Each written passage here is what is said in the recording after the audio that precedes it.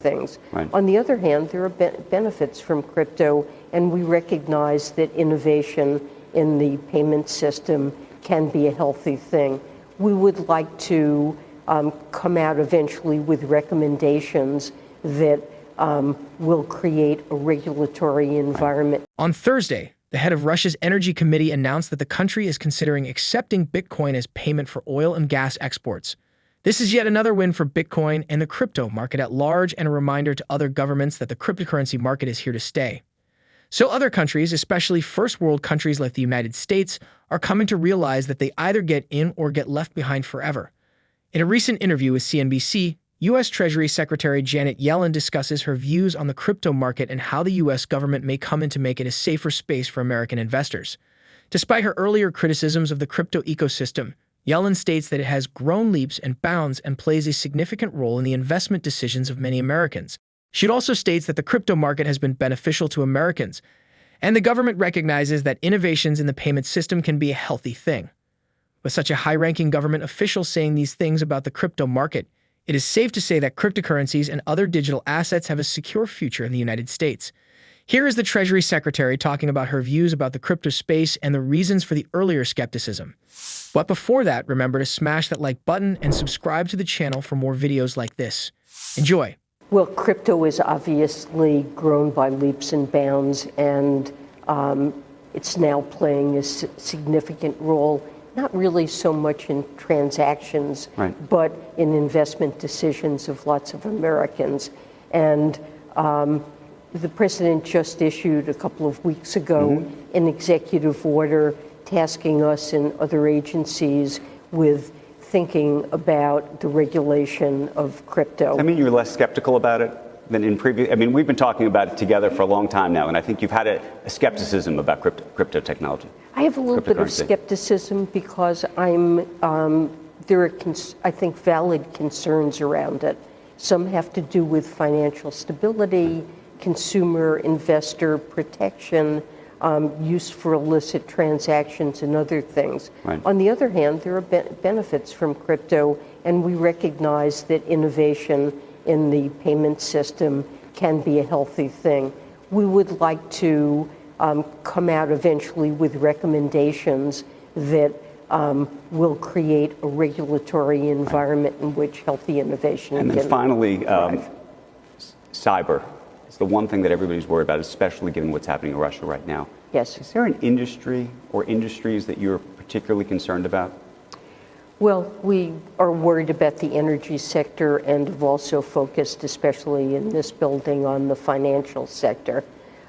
We have a robust program to work with financial firms at Treasury to monitor and quickly inform financial firms about threats that are detected or firms experience. How confident are you then that we're... Cyber is a real risk, and we recognize that we have vulnerabilities, and we're doing everything we can to be prepared to deal with that and to up our defenses. But this is a significant risk.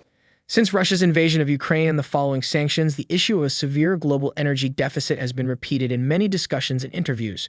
This is because of Russia's status as an oil and gas giant. When asked if the developments with Russian oil will hamper the transition to renewable energy and backtrack the administration's climate change goals, the Treasury Secretary explains that it would instead bolster efforts to ensure that the U.S. and its allies reduce the dependence on Russia for energy.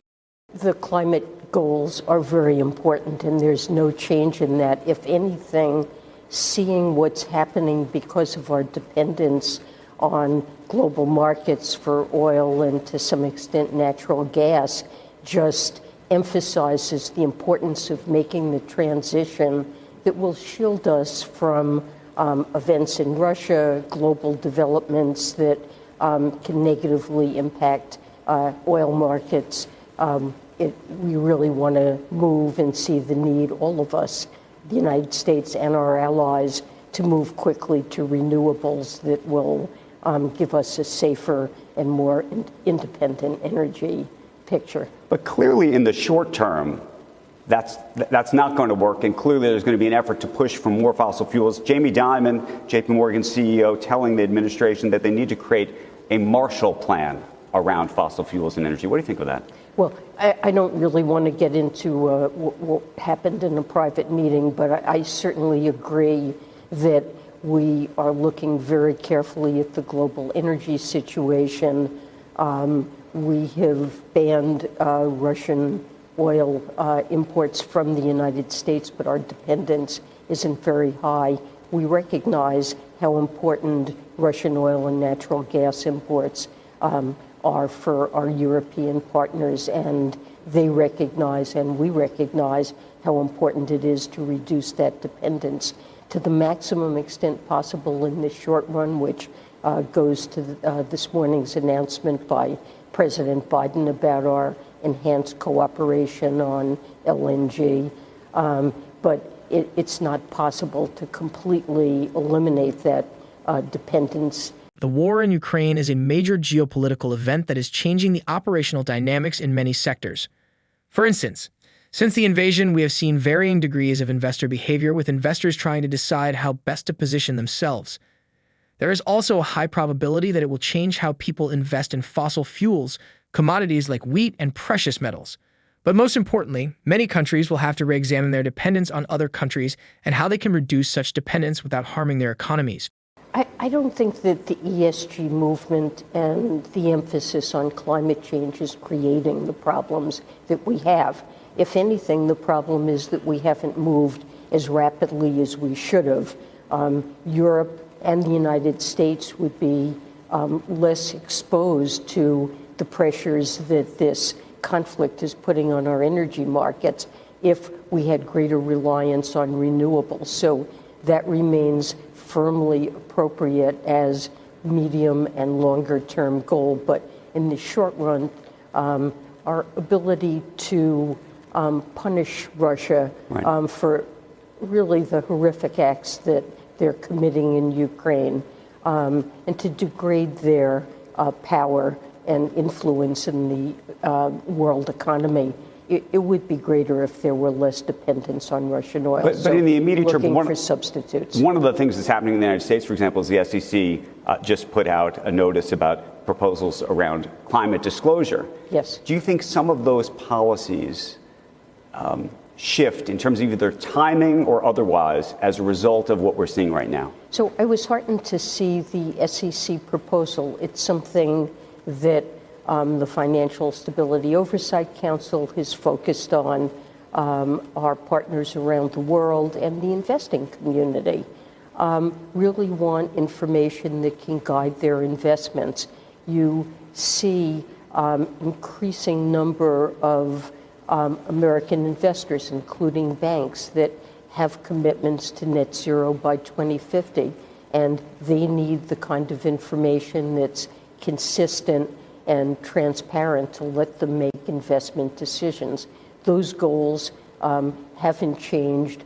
The need for globally comparable information remains a high priority, and I think the SEC has crafted a very good proposal. I was really very pleased to see them put it out.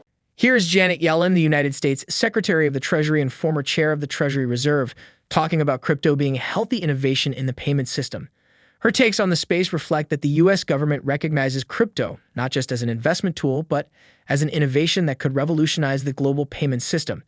And not just for retail investors, but also for world powers, global reserves, institutions, and other big investors. Certainly, we are right on the path to wider network adoption for several of the world's top cryptocurrencies. Thanks for watching the video. Tell us what you like most about Yellen's interview in the comments section below. Also, remember to give this video a thumbs up and check out our other crypto-related videos.